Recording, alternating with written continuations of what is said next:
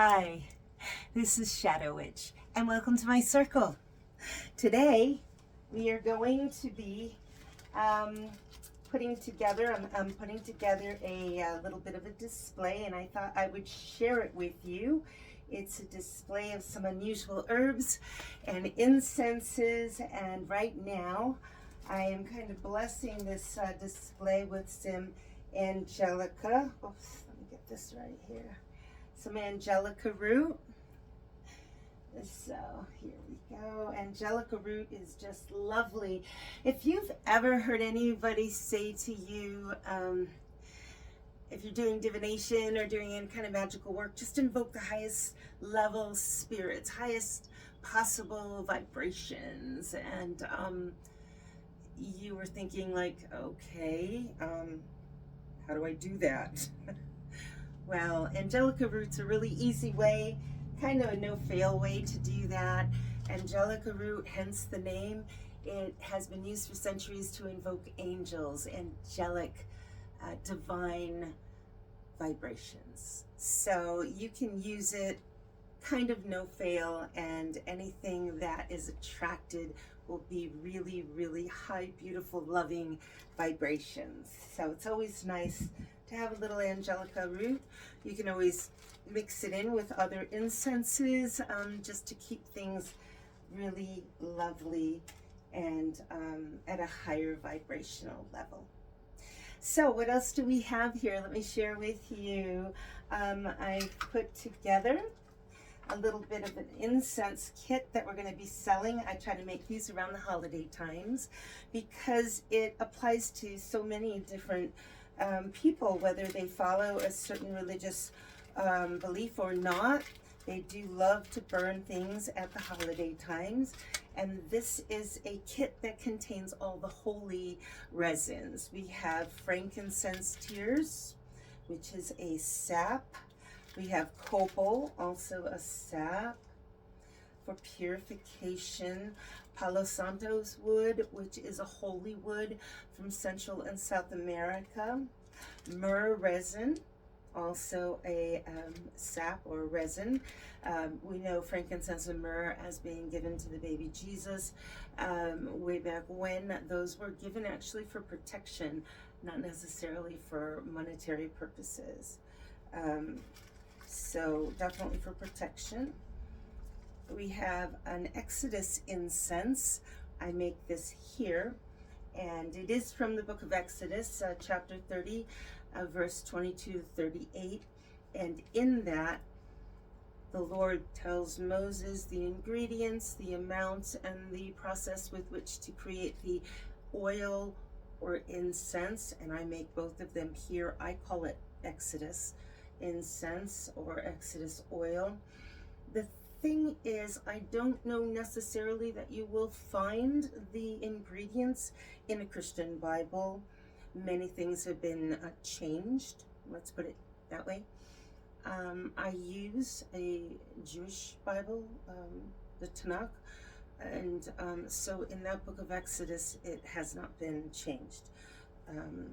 So that's where I get my information. Then I have the resin incense, and the resin incense recipe is actually written in hieroglyphics on the Temple of Karnak in Luxor, Egypt. It has over a dozen ingredients, takes almost 2 months to make. It includes everything from red wine to honey to frankincense, myrrh, juniper berries. Seriously, a lot of ingredients, and you have to boil it down and then cure it and steep it and simmer it and let it sit and then bring it back to a boil and add more things and stir it and let it sit and cure. And it's a very, very labor intensive, but once you do get the actual finished product, cutting a little chunk off of this and burning it on the charcoal, it is incredible the smell that comes from the charcoal.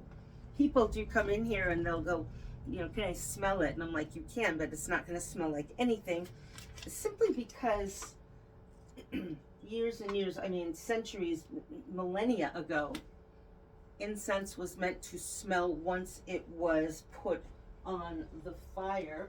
Let me get a sticker. The concept of scent, just smelling something, and other than flowers, of course, from something like incense or perfumery and stuff like that, that didn't really come around until the late 1800s with the Victorian era, where you could just, you know, attach something and smell it, and without fire or anything being part of the equation. So way back when, you would have an incense like this, which would not smell at all until you actually activated it. And then it was really, really amazing.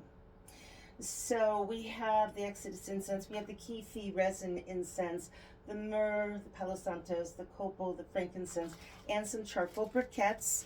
These are very important. I keep talking about putting it on the charcoal.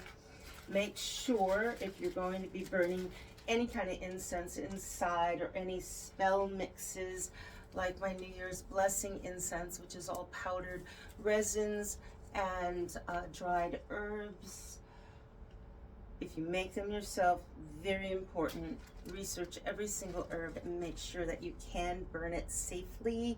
There are many very innocuous, simple, everyday herbs that are actually toxic. Should you burn them inside, it can make you very sick or worse. This is a charcoal briquette. They're sold to be burned in hookahs and hookah bars.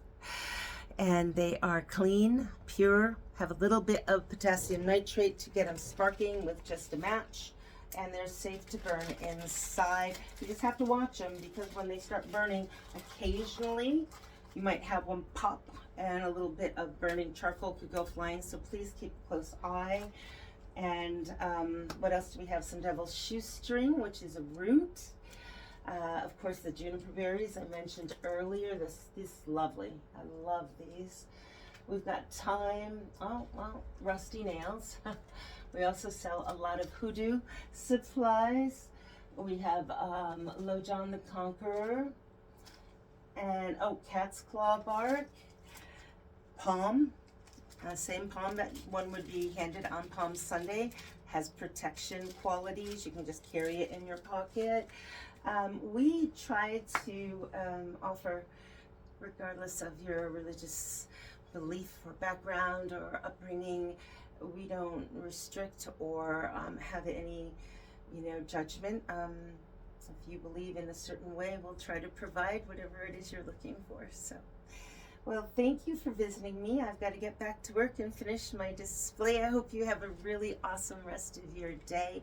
And remember to like, subscribe, comments are always welcome. Please be kind. And only cool cats and kittens allowed. Take care. Bye.